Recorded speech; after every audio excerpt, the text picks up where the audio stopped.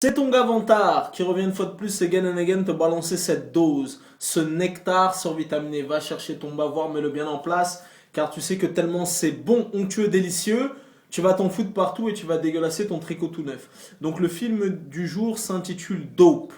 Donc il est sorti il y a un moment déjà, mais il est disponible encore dans quelques cinémas.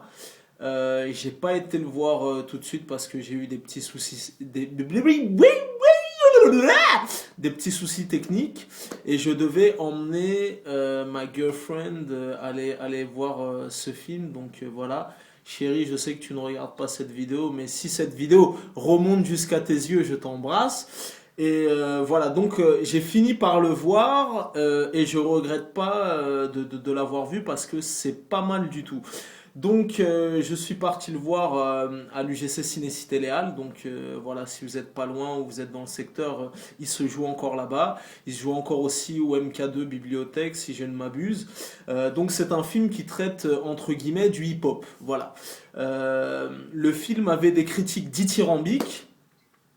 Et j'avais juste lu des trucs sur des sites internet, dans la presse et compagnie, sans avoir vu même la bande-annonce. J'avais même pas vu la bande-annonce. Donc pour le coup, quand j'ai vu le film, je l'ai découvert, j'ai été doublement agréablement surpris parce que je n'avais pas vu la bande-annonce. Donc le film a cartonné aux États-Unis. Il a coûté à peine 700 000 dollars. Tu vois, il a même pas coûté 1 million de dollars et il a rapporté 18 millions de dollars. Donc ils s'en sont foutus plein les fouilles.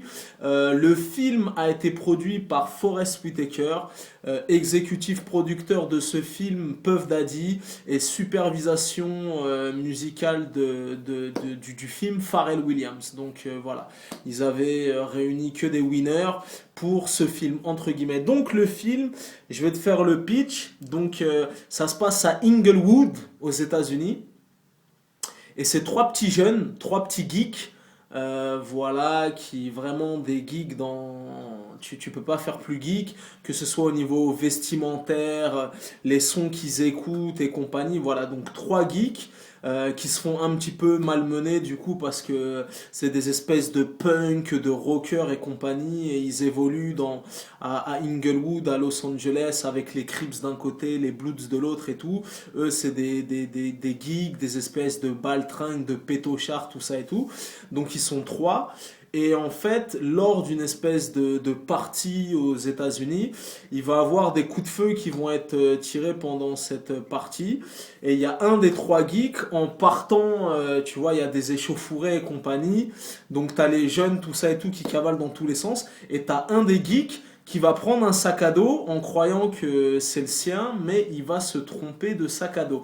Donc il va prendre ce fameux sac à dos, il va se barrer de la partie, mais dans ce sac à dos, il y a quelque chose qui va faire que à partir de ce moment-là, sa vie va changer à tout jamais. Tu vois ce que je veux dire? Donc je t'en dis pas plus, je vais pas te spoiler, mais à partir de l'instant où il va prendre ce sac à dos et il va partir, il va s'en suivre une série de trucs. Donc voilà. En tout cas, le film, en ces temps d'attentats à Paris et compagnie, d'ailleurs, s'il y a des proches des victimes de ces attentats de la semaine dernière, ben écoutez, je leur passe le salam.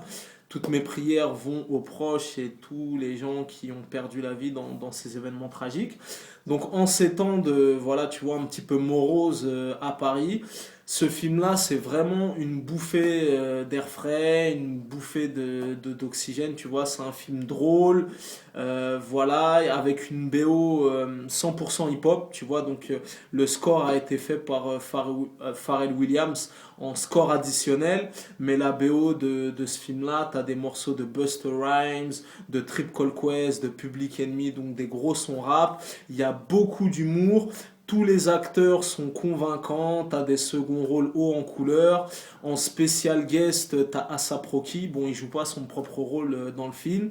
Pareil, tu as Taiga aussi qui joue dans le film. D'ailleurs, en voyant le film, je me suis dit, putain, mon Dieu, qu'est-ce qu'il est moche.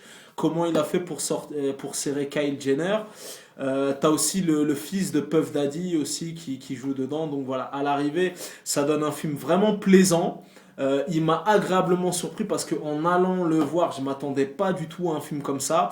Et c'est un petit peu un film dans les traditions de Boys in the Hood, de Menace to Society, où en une journée, ta vie va basculer, tout ça et tout, tu vois, parce que les trois geeks qui menaient une vie bien rangée, bien linéaire et compagnie, et dès l'instant où le mec va tomber ce sac à dos, il va avoir des micmacs, des quiproquos, des ambiguïtés, ça va un petit peu tirer, voilà.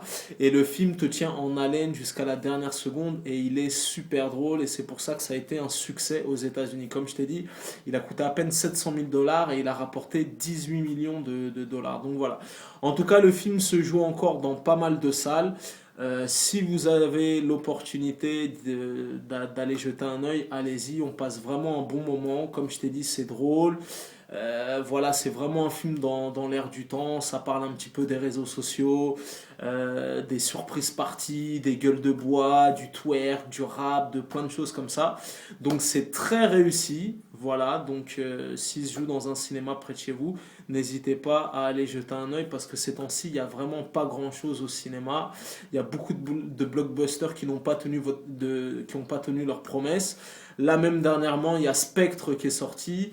Il est pas terrible du tout. Donc si tu as l'opportunité d'aller voir Spectre et Dope, je te conseille largement d'aller voir Dope. Voilà, une mise en scène nerveuse, beaucoup d'humour. Voilà, donc s'il se joue dans un cinéma près de chez vous, n'hésitez pas à aller le voir. C'était ton Vantard, Peace and Love. Tu connais ce dicton légendaire, les goûts et les couleurs, ça ne se discute pas. Si tu as la vie de Vantard, c'est toujours le bon.